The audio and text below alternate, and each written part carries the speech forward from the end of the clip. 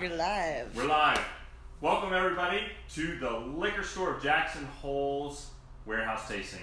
Last time we were in the basement, we're back at the warehouse this week with Chris Riley and Kevin McNamara. And I'm Stephen Abrams. Welcome back. So happy that you're here. Today's tasting is the amazing, phenomenal, spectacular, and interesting grape of Zinfandel.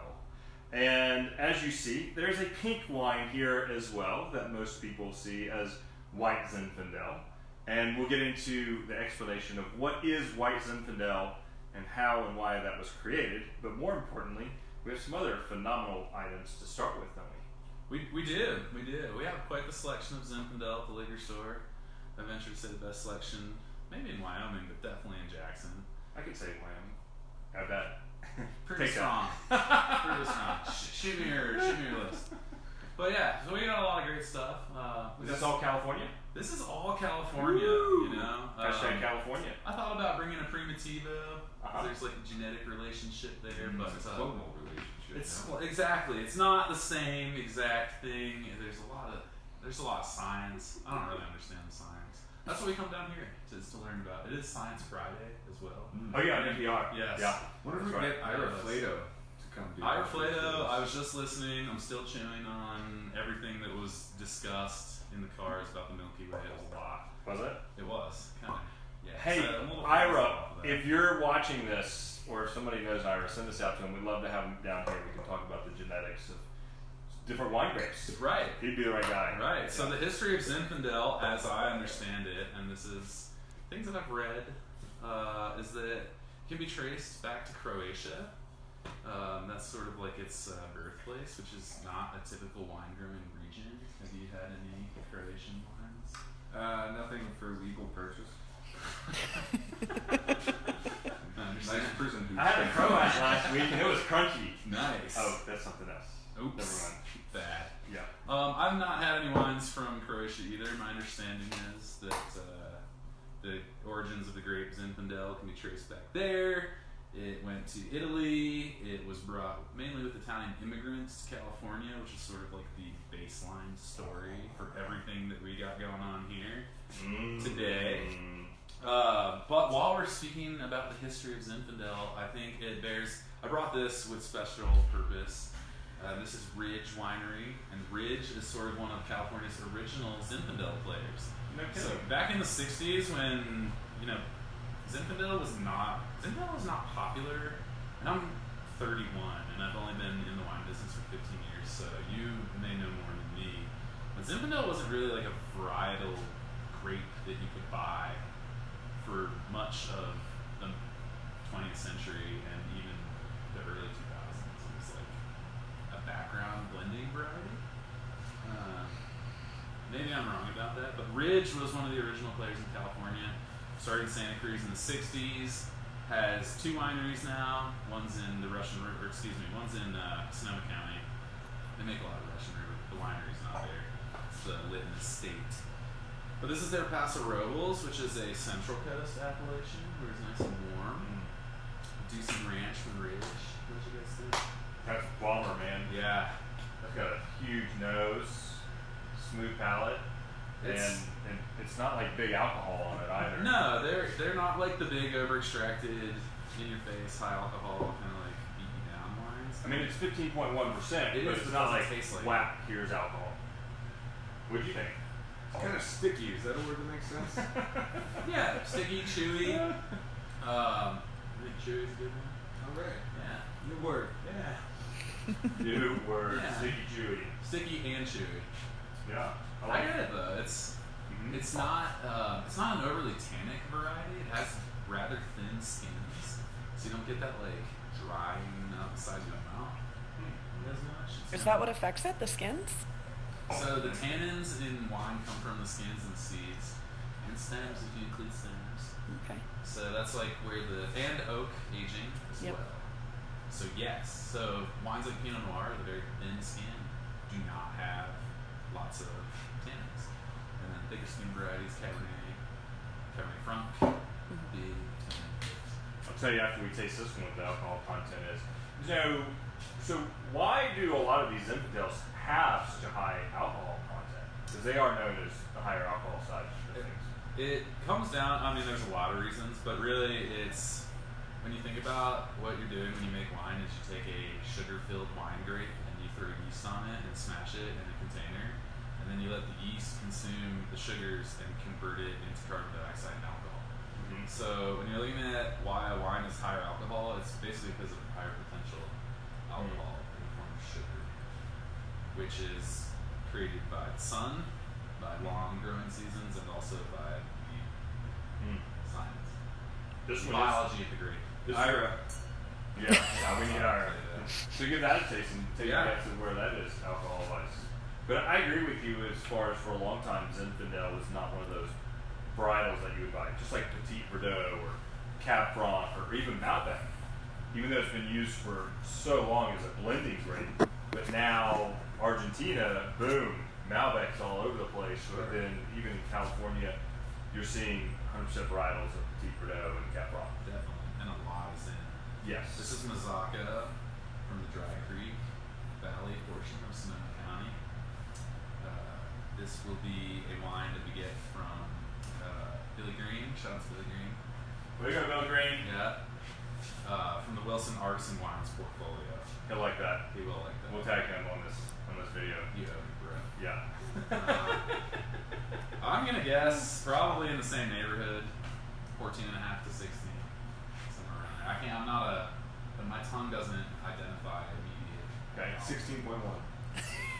15.6. Bastard. You already looked. Yeah, I did.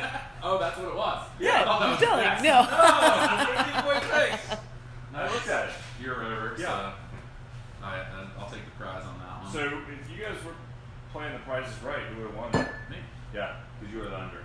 Yeah. Yeah, that's I right. didn't go over. Okay, you didn't. I also kind of cheated and went with a range, Yeah. which I don't think is how the Price is Right works. I don't think you're allowed to do that. No. Okay, moving on. 2015 Pech Merle. No. No. Nail. Pech Merle? Pech Merle. Ooh, nail. It's French. Francais. It's a French term. It means like the cave that the wine grower guys would hang out in. They only made 6. It says they only made 6 barrels, 150 cases of this. Yeah, this is a small production. This feels delicate, very limited. Ooh, I feel special. The more limited, the better it tastes. Is Okay. what we say. So people that don't know anything about wine. Well, we're learning stuff. Thank you, Ira. We don't take advantage of anyone. Ever. Yeah, so here we have the Pech Merle Cuccio, another Dry Creek Valley. So the same region. These guys are neighbors. And yeah, it's another Zin. It's very similar. Very similar. So that's 2015. Here we got 20. That's a 16. Here's a Okay. 2017. We got all the vintages. Simply seeing the progression. Sure. Yeah, I mean, but a really small production winery, everything's hand done. They don't want to bite off more than they can chew, by doing too much in the way of production. I think, what is it? Ravenswood?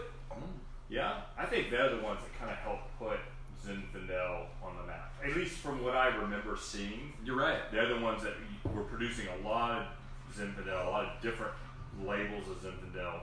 I mean, Ridge produces a lot of different wines that are Zin based. They do. But Ridge is out of reach of the commoner, whereas Ravenswood was. That's the everyday person drinking wine. They were the guys doing like 350,000 cases a year of Zinfandel when no one else was doing anything like that. And Ravenswood has sold the Constellation brands now, but the son of the guy that started Ravenswood makes a label called Bedrock. And I didn't bring Bedrock because it's hard for us to get, and I didn't want to waste one. And so it's at the store. Theirs is the, I think I have the Russian River from Bedrock.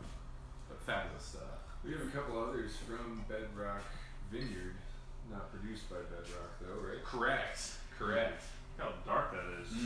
Before you taste that, you guys have tasted 3 so far. They're all Zins. What did you notice as main differences between them? Why would I maybe like one more than another? This one's spicy, right? Yeah, Okay, I can say that. That's my input. Like Yeah. baking spice? you're done, Yeah. Chris. I You would can go say- home. I would say like briary, Yeah. nice spice. Okay, right. Maybe a Yeah. little dark chocolate. I'm gonna say the depth in what you get out of them, and the nose has been different. And this one definitely had more tannins to it than the other two. I'd for say sure. texture for me is the biggest difference. Whereas surprisingly, the Paso is like very voluptuous and very velvety. And the Dry Creeks tended to be a little more chewy and kind of like brambly on the nose. They had like, I don't know, it's like, almost like there was I hate to say the word plant, but more plant nature about the wines instead of fruit character, like kind of a greener. So now we're in Russian River Valley. We are. Okay. We are. Sweet. Out of Sonoma. Guy And Davis. Napa. I think we're the only place in Jackson with Guy Davis. I met Guy Davis in North Carolina working for Trine Distributing, and I think he's one of the coolest guys in the wine business. And he's in Sonoma County, does a lot of Russian River stuff, organic grower. His Soul Patch Vineyard Pinot is amazing. His Russian River Zin is one of my favorites. They brought this in, I think, this summer, and we've already moved through 3 or 4 cases. Cool. We got the soul patch in yesterday. Yeah, we just got the re-up on that, and we just got the Ridge Ponzo in today as Cool. well. Way different. If I didn't know, I was gonna say that's like a cab blend or something. Tasting that one initially, that to me doesn't have the characteristics of Zen immediately. Right, A little bit on the finish, it does. definitely. I like that one. I like the differentiation. What's and- the alcohol? So I'm trying to find 14.1, so yeah, a little lower. a little less heat down Exactly. the billet. Exactly. Not as powerful and in your face and over the top, which is what I like.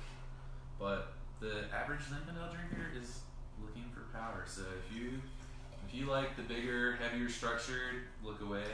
If you are somebody that likes European wines and you want to try a California Zinfandel, Guy Davis has you covered.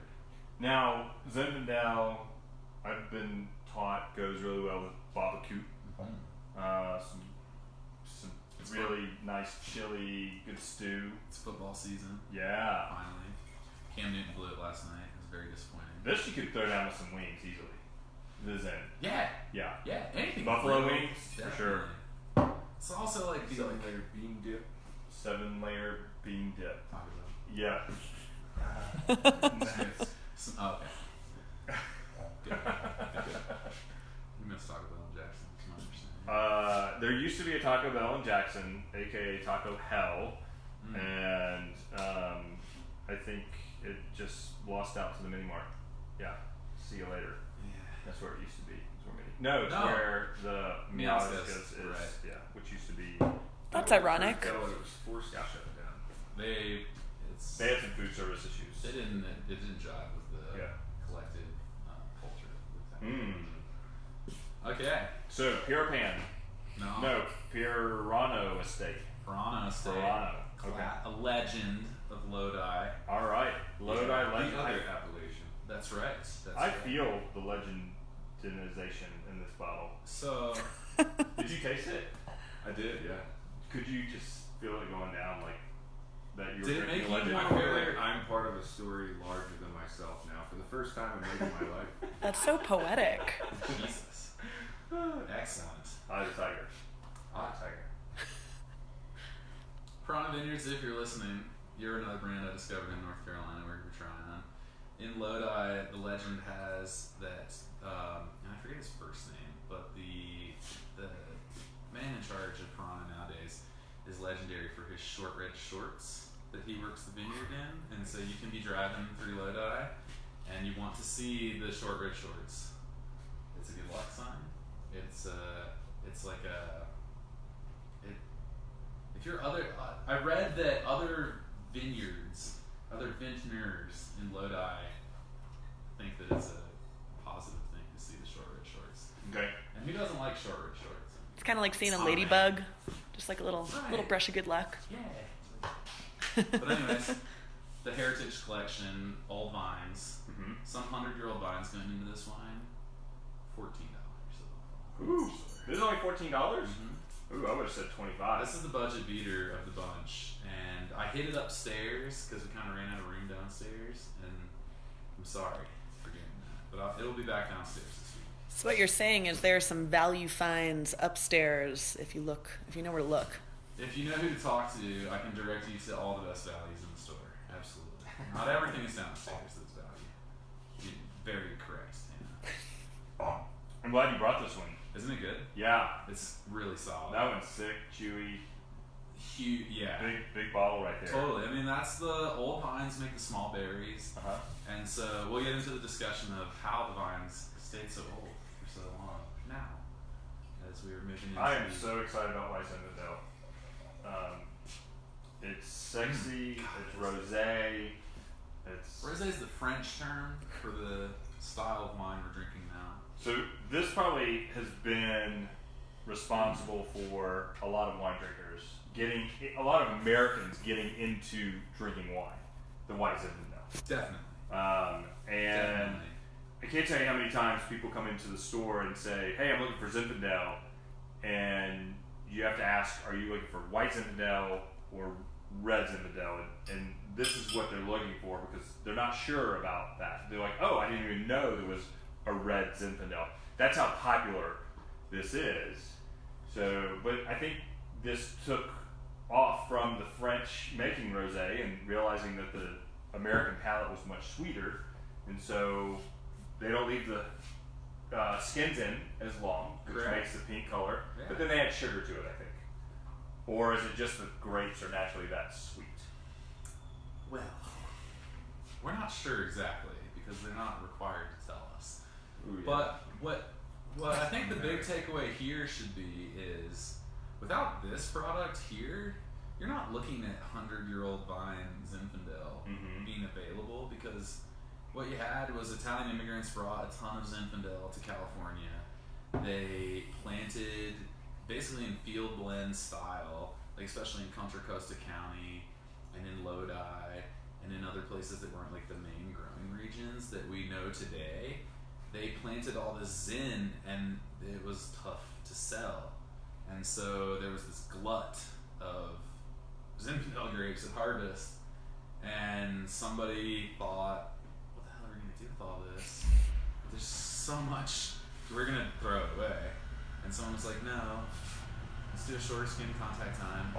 Let's arrest the fermentation early and leave a little residual sugar behind and make a new one. That man is here today, Joseph Peirano. Thank you.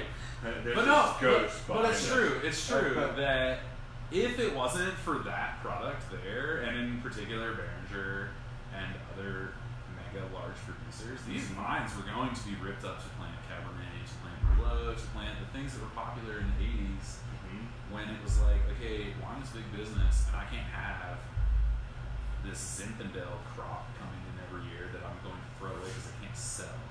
And so you ended up with this, which I mean, I have an admission. I don't know if I've ever tried Behringer White Zinfandel. Ooh. Ever. I don't know if I've ever had it. I can tell you that the nose of what you get out of that White Zin is way different from any of the reds.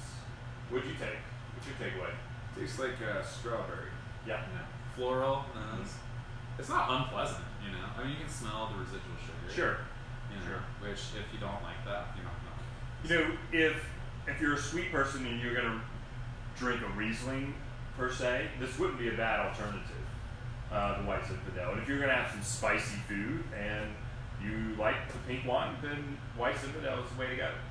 It's a good option for you. I don't think the alcohol content hits quite what the red Yes, Zinfandel is. 10%. You want 10%? They say that this is semi-dry. Boy, it's hard to see. I think it. We were discussing before the Boom. camera. 10% on. He said that with confidence. Yeah. You looked at it before. Okay. Yes. I think Okay. it was a philosopher that once said, "One man's semi-dry is another man's unctuously sweet." I think it was Euclid. I'm not sure. Check me on that. I read it. Zeno would be my second guess. Sure. But I would not rate this as semi-dry. I would rate this as sweet. Yeah. Most of the the International Riesling Federation has the sliding scale of sweetness or whatever. And this would fall further along those lines. But overall impression of this is like, for a wine that's 500,000 Ks production, it's not like disgusting. You know, No. it smells rather pleasant. So America, get rid of your perceptions of white Zinfandel and Zinfandel as well. Step up to the plate and enjoy some of it because there's some amazing stuff grown here in America. And cheers to you. Sweet to fresh, chewy, delicious. Chewy. Chris, what's your top pick today? My top pick is Peirano. All right. Oh, You like the name? I like the name. I like the legend. Yeah. shorts. He likes the short red shorts. Chris has some short red shorts, I'm pretty sure. I have a ton of short red shorts. They're my rollerblading shorts. He's the guy that you see in Modi. Yeah. Yeah. Kevin, what's your top today? I gotta go with the Ridge. You know, I think they're maybe one of my favorite wineries in California. I literally buy everything I can get my hands on from these guys. We have like probably 8 or 9 wines from them, and the Paso is surprisingly good for a Central Coast. Yeah. Yeah. I'm gonna say it's tough. Ridge versus the Mazzacco. Is that how you pronounce it? That is how you Okay, pronounce I it. got one right. Thank you, Bill Wilson. Ridge, if it was going to go high price, that's going to be my favorite. I think it's Bill Green. Bill Green. Bill Sorry, Wilson Green. works here. Yeah, Bill, that's right. Shout outs to Bill. Wilson. Bill, are Artisan you out family. there? Sorry, Bill Green. No, Bill left because his dogs aren't barking. Okay. But for the Really price private. point and the everyday drinker, I think the Mazzacco for me. Nice. Yeah, I like it. Yeah, we got tons of selection of Zinfandel at the store, and if you have any questions about them, come knock on my desk. It's right up there next to all the best Zins. Or just watch the video and ask people where the wine is. Or just come and try like 20. Yeah. Let us know what your favorite is. So thank you everybody for joining us for this monthly tradition of, there you go, Chris. That's the way to finish off your afternoon. Warehouse Friday wine tasting. It was an awesome time, and we'll see you next time. Remember, check out that podcast related to Jackson Hole, the Jackson Hole Connection. If you can handle this voice for an hour, perfect, because I don't talk for an hour. Take care, guys. Take care, folks.